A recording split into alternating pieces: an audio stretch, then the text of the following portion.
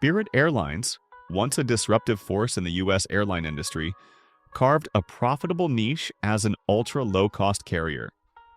Their strategy was simple: offer the absolute lowest fares, even if it meant sacrificing amenities and customer service. Spirit boasted that their tickets were significantly cheaper than competitors, and despite consistently ranking as one of the worst airlines in the U.S., millions of Americans were willing to endure the downsides for the substantial savings. For a time, this approach made Spirit incredibly profitable, even the most profitable airline in America at its peak. Their operating profit margin was remarkably high, a rare feat in the fiercely competitive airline industry. It seemed Spirit had found the perfect formula: rock-bottom service for rock-bottom prices. However, this success was not to last. Spirit's profitability plummeted and they began losing money.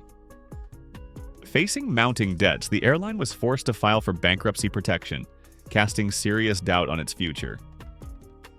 Before we go on, please hit the like button and subscribe.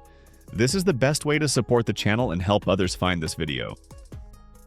Spirit's competitive advantage stemmed from its ability to operate flights at a very low cost, passing the savings on to consumers. A key metric for airlines is cost per available seat mile (CASM), which represents the cost to fly one passenger 1 mile. Spirit's CASM was significantly lower than the big three legacy airlines, American, Delta, and United, allowing them to offer much cheaper fares. Several factors contributed to Spirit's low operating costs. They configured their planes with significantly smaller seats and no first-class or business-class sections, maximizing the number of seats per plane. This increased seating capacity directly lowered their CASM. Furthermore, Spirit operated a single family of aircraft, the Airbus A320 family. This streamlined maintenance and logistics, reducing costs associated with managing a diverse fleet. Spirit also focused on high-traffic routes connecting major U.S. cities with popular tourist destinations, enabling high utilization of their aircraft. Spirit's cost-cutting measures extended to their corporate culture. They minimized corporate staff, often to an extreme degree, demonstrating an intense focus on cost reduction throughout the organization. While this penny-pinching mentality contributed to their low costs, it also had consequences. Their lean staffing often resulted in operational challenges, leading to poor on-time performance and strained customer service.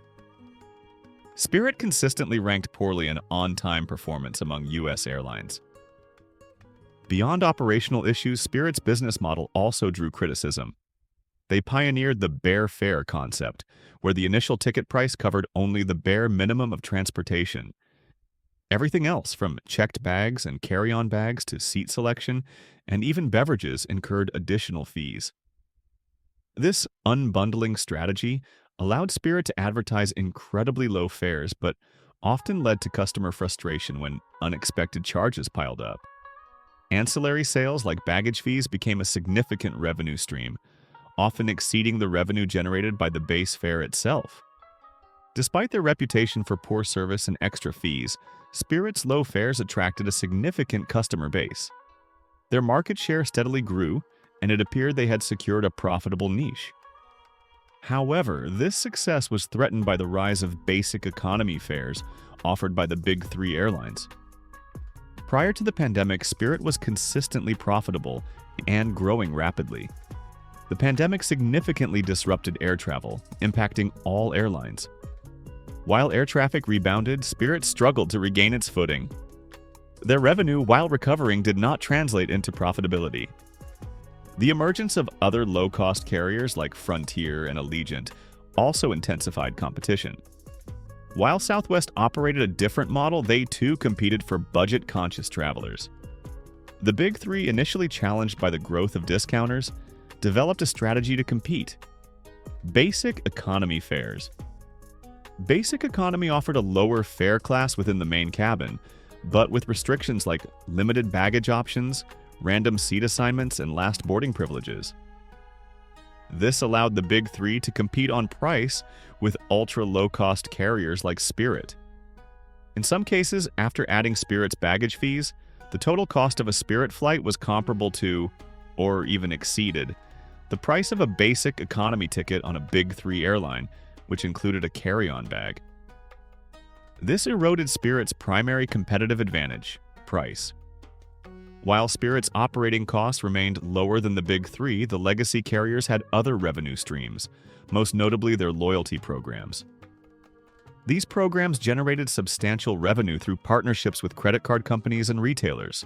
Spirit attempted to replicate this success, but their loyalty program generated significantly less revenue, likely due to their customer base's focus on price and lower average incomes. A comparison of seat maps between Spirit and Delta further illustrates the challenges Spirit faced. While both airlines might fly the same aircraft, Delta configured its planes with fewer seats, including premium cabins like First Class and Comfort Plus. Despite having fewer passengers, Delta generated significantly more revenue per flight due to the higher fares for premium seats. This allowed Delta to subsidize its basic economy fares, making them competitive with Spirit's prices. Delta's premium passengers essentially supported the lower fares offered to basic economy passengers. Spirit, lacking this high-yield revenue stream, found it increasingly difficult to compete.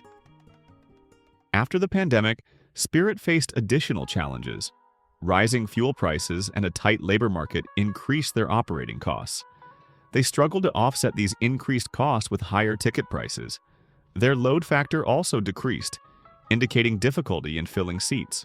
Furthermore, Spirit faced unforeseen issues with their Airbus A321neo aircraft, whose engines required grounding for maintenance, further impacting their operations. Faced with a deteriorating competitive landscape, Spirit attempted to merge with JetBlue. JetBlue, while a larger airline than Spirit, operated a different business model focused on premium customers. JetBlue's primary interest in the merger was acquiring Spirit's fleet of aircraft to address their own growth constraints. However, the Department of Justice blocked the merger, arguing that it would reduce competition. The government believed that ultra-low-cost carriers like Spirit were essential for maintaining competitive fares. While this decision was intended to preserve competition, it may have inadvertently sealed Spirit's fate. The blocked merger deprived Spirit of a much-needed lifeline. Spirit's financial performance continued to decline, and they ultimately filed for bankruptcy protection. The government's decision to block the merger, intended to protect competition, may have ultimately led to the demise of Spirit as an independent entity. While Spirit continued to operate during bankruptcy proceedings, their long-term survival remained uncertain.